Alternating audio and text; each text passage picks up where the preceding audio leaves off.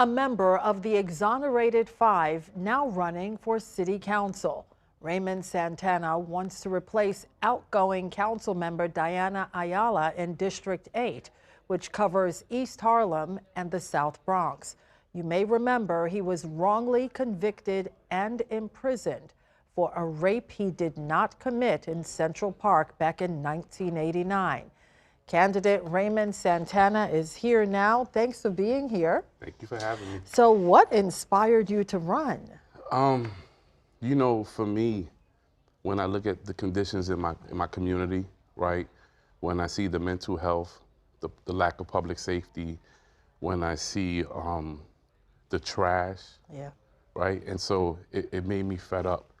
And you know, then I looked at the community as a whole, right? They always stood there for me throughout the years, right? From conviction to exoneration to the gate.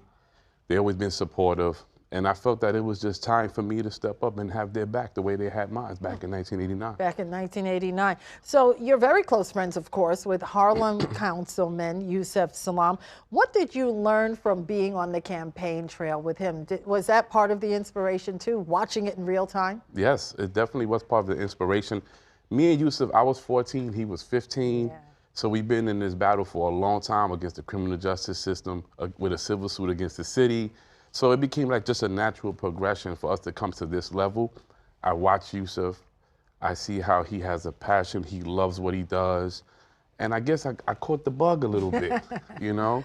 Because, you know, we've been brought up in the system to be fighters. Right. And it comes to a point where I felt I was retired. I felt, you know, like, this isn't for me. Like, I have to get involved. I have to do something. Well, you've been very active since you got out of prison. Yes. You have been very active for criminal justice reform, speaking all over the world. Will that continue to be one of your platforms? It has to be. I mean, you know, we helped pass a bill, you know, to record interrogations in its entirety, right? We always been advocates for juveniles going into the system. And so this is just another step, another progression, another way to use our voice, right, to help get the people the resources that they need in our communities. Yeah, and what do you make of the current political climate? First, I want to say in the city and then the nation.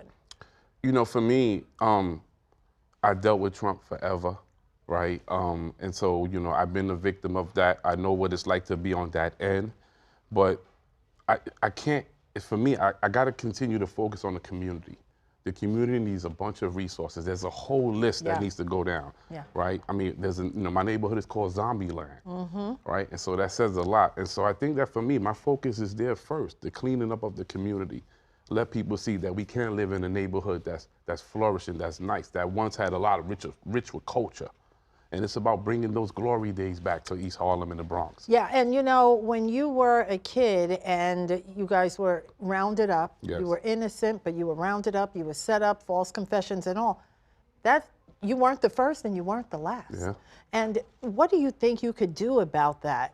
You know, for me, criminal justice reform is high on my list. Education, right? Bringing in more educational programs, more cultural programs, right? We got to expand. We got to rehab schools. I did a toy drive in December at a school in my neighborhood, PS7, and I mean, the conditions were just horrible. And so, you know, rehabbing schools became part of my list. That's top on your agenda. Raymond Santana, thanks for being here. Pleasure.